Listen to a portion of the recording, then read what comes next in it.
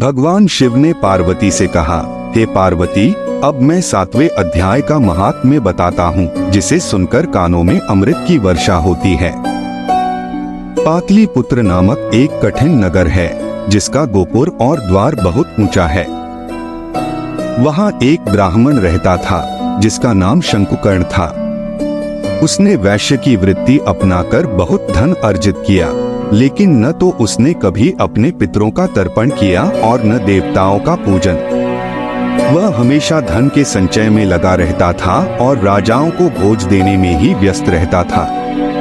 एक समय की बात है, जब वह अपने चौथे विवाह की तैयारी में अपने पुत्रों और बंधुओं के साथ यात्रा पर निकला। मार्ग में आधी रात के समय जब वह सो रहा था, एक सर्प ने आकर उसकी बाह में काट लिया। उसके काटते ही उसकी ऐसी अवस्था हो गई कि मंत्र और औषधि भी उसे नहीं बचा सकी। कुछ क्षणों बाद वह प्राण त्याग कर प्रेत बना। बहुत समय बाद वह प्रेत सर्प योनि में उत्पन्न हुआ। धन की वासना में बंधा हुआ उसने अपने पूर्वजों को याद करते हुए सोचा कि वह घर के बाहर धन छिपाकर अपने पुत्रों को वंचित करेगा। एक दिन उसने स्वप्न में अपने पुत्रों के सामने आकर अपना मनोभाव बताया। उसके पुत्रों ने सुबह उठकर एक दूसरे से स्वप्न की बातें कही। उनमें से एक मंझला पुत्र कुदाल लेकर घर से निकला और पिता के सर्प योनि में रहने वाले स्थान की ओर बढ़ा। यद्यपि उसे धन के स्थान का ठीक पता नहीं था, उसने अपनी बुद्धि से उसे खोज निकाला और वहां खुदाई शुरू की। उस खुदाई से एक भयानक सांप प्रकट हुआ और बोला, ओ मूर्ख, तुम कौन हो? किस लिए आए हो और यह बिल क्यों खोद रहे हो? पुत्र ने उत्तर दिया, मैं आपका पुत्र हूँ, मेरा नाम शिव है। मैंने रात में देखे हुए स्वप्न से प्रभावित होकर यहाँ आया हूँ। सांप ने हंसते हुए कहा, यदि तुम मेरे पुत्र हो तो मुझे शीघ्र बंधन से मुक्त करो। मैं अपने पूर्वजों के गाड़े हुए धन के लिए सर्प योनि में उत्पन्न हुआ हूँ। पुत्र ने कहा, पिता, आपकी मुक्ति का उपाय क्या है? पिता ने कहा, बेटा, गीता के अमृतम 7वें अध्याय का पाठ छोड़कर मुझे मुक्त करने में तीर्थ, दान, तप और यज्ञ भी असमर्थ हैं। केवल गीता का 7वां अध्याय ही प्राणियों के जन्म, मृत्यु और दुखों को दूर करने वाला है। मेरे श्राद्ध के दिन गीता के 7वें अध्याय का पाठ करने वाले ब्राह्मण को श्रद्धापूर्वक भोजन कराओ। इससे निःसंदेह मेरी मुक्ति हो जाएगी। पिता ने कहा, बेटा, अपनी शक्ति के अनुसार पूर्ण श्रद्धा के साथ निर्व्यसी और वेद विद्या में प्रवीण अन्य ब्राह्मणों को भी भोजन कराना। पिता की बातें सुनकर सभी पुत्रों ने उसकी आज्ञा का पालन किया। फिर शंकुकर्ण ने अपने शरीर को त्याग कर दिव्य देह धारण की और सारा धन अपने पुत्रों के बीच बांट दिया। उन पुत्रों ने उस धन का उपयोग धर्म के कार्यों में किया, बावली, कुआं, पोखरा, यज्ञ और देव मंदिर के निर्माण में। इसके बाद उन्होंने 7वें अध्याय का पाठ करते हुए मोक्ष प्राप्त किया।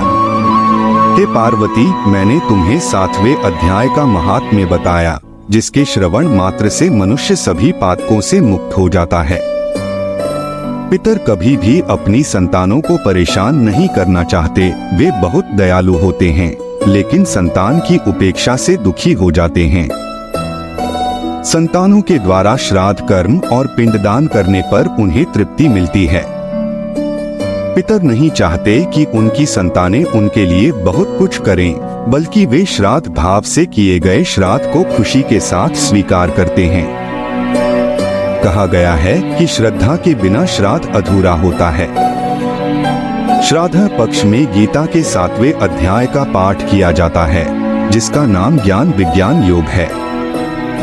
इस अध्याय का पाठ श्राद्ध में जितना संभव हो उतना करने का प्रयास करें। यह सच है कि पितरों को तृप्ति मिलने से ही उन्हें मोक्ष की प्राप्ति होती है। भगवान श्री कृष्ण ने महाभारत के आरंभ में अर्जुन को गीता का ज्ञान दिया था।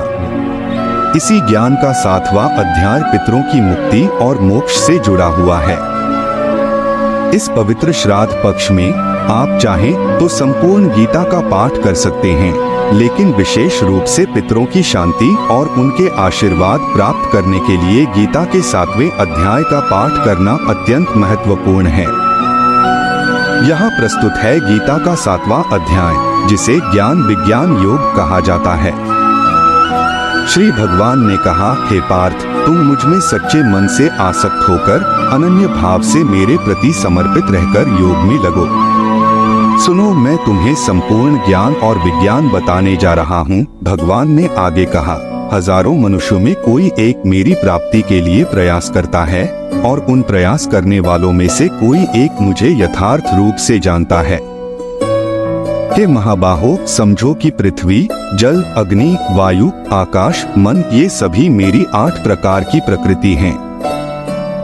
ये सभी चीजें मेरे द्वारा धारण की जाती हैं। मैं संपूर्ण जगत का मूल कारण हूँ। भगवान श्री कृष्ण ने यह भी कहा, हे धनंजय, मुझसे भिन्न कोई भी परम कारण नहीं है। यह संपूर्ण जगत मुझ में गुंथा हुआ है, जैसे मणियों की माला में मणियां गुंथी जाती हैं। हे अर्जुन, मैं जल में रस हूँ, चंद्रमा और सूर्य में प्रकाश हूँ और संपूर्ण वेदों में ओंकार हूँ। मैं पृथ्वी में पवित्रता, गंध में सुगंध और अग्नि में तेज हूँ। मैं संपूर्ण भूतों में जीवन हूँ।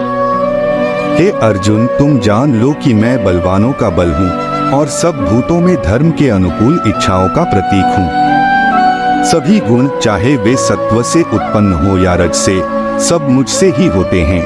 इस प्रकार गीता का 7वां अध्याय केवल ज्ञान नहीं, बल्कि आत्मा की गहराई तक पहुँचने का मार्ग है।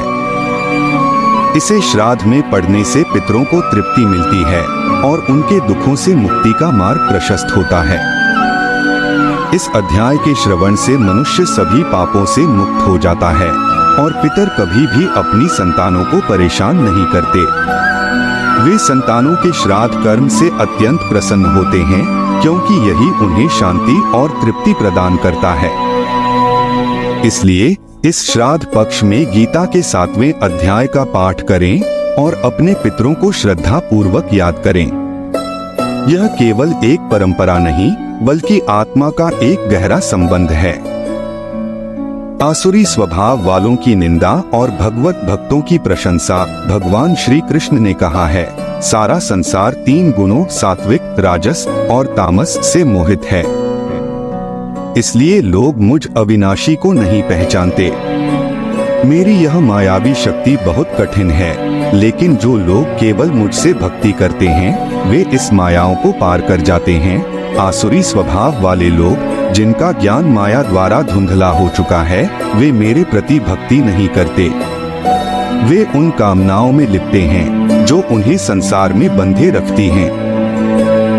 भगवान ने अर्जुन को बताया, 4 प्रकार के भक्त मुझको भजते हैं। 1 आर्त, जो संकट में होता है। 2 जिज्ञासु, जो सत्य की खोज में होता है। 3 अर्थार्थी, जो भौतिक सुख की कामना करता है। और 4 ज्ञानी, जो सच्चे ज्ञान की प्राप्ति चाहता है।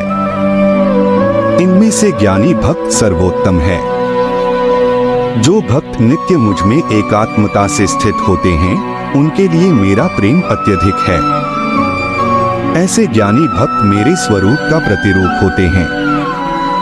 वे अनेक जन्मों के बाद मुझे पहचानते हैं और बहुत दुर्लभ होते हैं। भगवान ने यह भी कहा, जो लोग अन्य देवताओं की पूजा करते हैं, वे अपने स्वभाव से प्रेरित होकर ऐसे नियमों का पालन करते हैं। लेकिन उन अल्पबुद्धि वालों का फल नाशवान है और अंततः वे मुझको ही प्राप्त होते हैं। भगवान ने स्पष्ट किया, बुद्धिहीन लोग मुझ अविनाशी को मनुष्य की भांति समझते हैं। मैं अपनी योग माया से सभी से छिपा हुआ हूँ, इसलिए लोग मुझसे अनजान रहते हैं।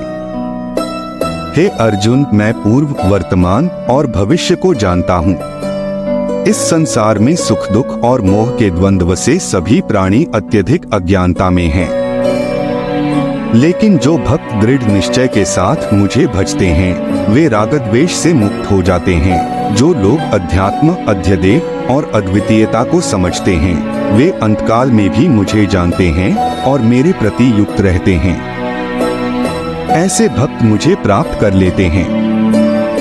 भगवान श्री कृष्ण की ये शिक्षाएं हमें बताती हैं कि सच्ची भक्ति और ज्ञान के मार्ग पर चलना कितना महत्वपूर्ण है।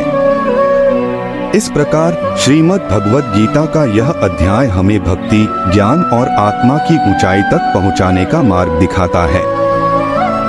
ओम तत्सदिति। जय श्री कृष्ण। भाद्रपद मास की पूर्णिमा से आश्विन मास की अमावस्या तक मनाए जाने वाले 16 दिन के पितृपक्ष में किए जाने वाले श्राद्ध हमारी सनातन परंपरा का हिस्सा हैं। श्राद्ध का विस्तार से उल्लेख द्वापर युग में महाभारत काल में मिलता है।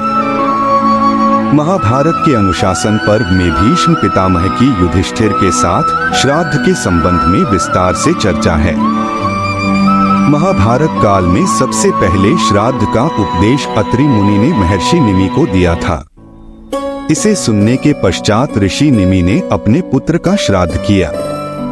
इसके अलावा महाभारत के युद्ध के बाद श्री कृष्ण के कहने पर पांडव अपने मृतक परिजनों का श्राद्ध सोमवती अमावस्या के दिन करना चाहते थे, जिससे उन्हें मुक्ति मिल सके। लेकिन उनके जीवन काल में सोमवती अमावस्या कभी नहीं आई। इससे क्रोधित होकर युधिष्ठिर ने सोमवती अमावस्या को श्राप दिया कि आगे से वर्ष में एक बार सोमवती अमावस्या अवश्य आएगी। यही नहीं, इससे पूर्व त्रेता युग में सीता द्वारा दशरथ के पिंडदान की कथा भी सर्वविदित है। लेकिन पितृपक्ष की शुरुआत महारथी कर्ण के जीवन से जुड़ी है।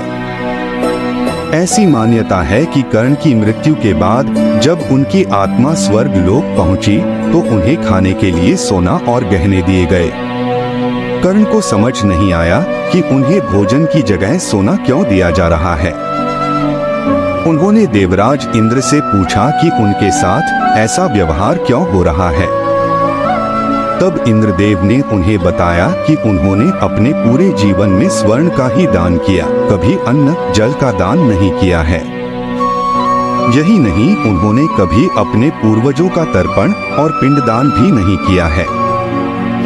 यह सुनकर कर्ण ने कहा कि उसे अपने पूर्वजों के संबंध में कुछ ज्ञात नहीं था, इसलिए उसने कभी तर्पण और पिंडदान नहीं किया।